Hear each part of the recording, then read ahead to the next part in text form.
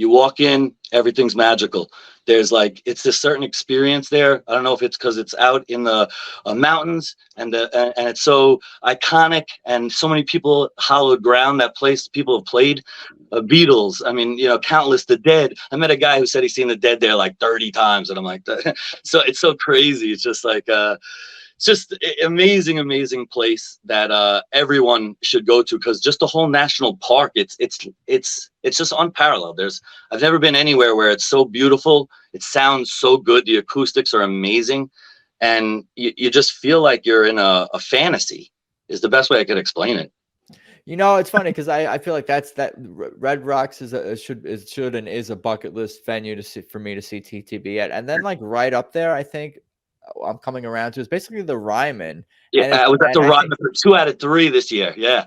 Yeah, I think maybe what it is that the best outdoor, natural, naturey environment to see TTB in is Red Rocks. If you want to go for that natural, spiritual kind of thing, and then if you want to go for like a man-made historical venue that's also spiritual but in like a different way, like I feel like that's like the Ryman, this sort of smaller. Yeah, because it's like the size of your middle school auditorium, and yet this band's playing there that just blows the house down. And it's totally 2 different experiences. I agree with you. One's indoor, one's outdoor. Sometimes if you rather be, it's like, what time of year do you want? Do you want the summertime, because that's the outdoors, or when they play at Ryman, it's cold in February, so it's nice to be indoors. It's really the best of both worlds. I feel so blessed and fortunate to have seen TDB as often as we've seen them. Just really working it into my life has been, pretty seamless. And we try to just get there as often as we can. Now that we've kind of incorporated the children into it, I feel like really the sky's the limit as far as what we'll do, because not only did they go, but they had a great time, and I can't wait to go back. Well, this was your kids' first TTB shows, or? In Toronto, it was my kids' first TDB show. They didn't come to Red Rocks with us this run, but the 2 weeks before, when we were in Toronto, that was their first show. So we were talking about it, though, bringing them to Red Rocks next year, because we were like, they would have a great time here. Why not? And what jumps out at you about the set list? I was kind of jumping into a little bit of the Keep On Smiling and how much I love that. So I'll admit, I didn't know the song before TTB introduced it to me. My wife's a huge fan of that song. Her father played it by Wet Willie when she was a kid. And when I told her, saw the first time it was covered, and I was like, is that the same song? She was like, stop, get out of here. And then it was, and I think the version's better than Wet Willie's, as is a lot of TDB covers, if you will. I mean, no offense to the original. They really slay a lot of covers that it's just almost unfair. When they touch a song, it's like they make better than the original. I was gonna say they make it sound like it's one of their originals. Yeah. I agree with you completely. And it was awesome. I love that one.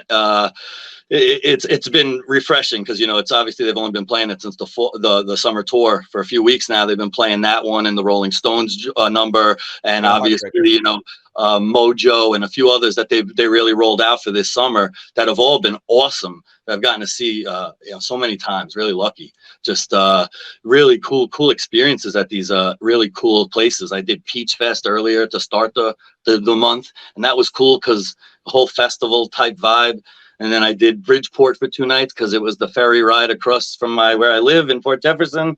And then we did Toronto at number 4, and then Red Rocks was 5, 6 for the month. So I can't wait until Santander and then Boston and MSG. It's like, you would think I just came back from Red Rocks, and like I'm still riding the wave of emotion from that whole trip, but I also can't wait now till the fall. Football and Tedeschi. It's gonna be amazing, dude. I love the passion for all this stuff. That's so cool. And to me, this seems like totally logical, totally normal. I love this band. I would love to see them as many times as I can, as many times as you're describing, as often and as in the near future as you're just describing. But I'm guessing some people in your life do come up to you and they're like, "You're seeing them again?" Like they just totally don't get it. You get that? Same band again?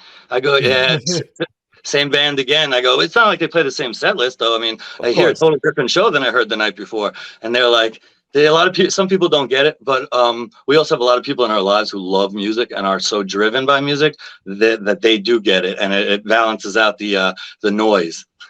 Yeah, I'm sure. I feel like with your passion, I'm guessing that you've probably made a few converts over the years, and I feel like I've been spread. making them weekly these days.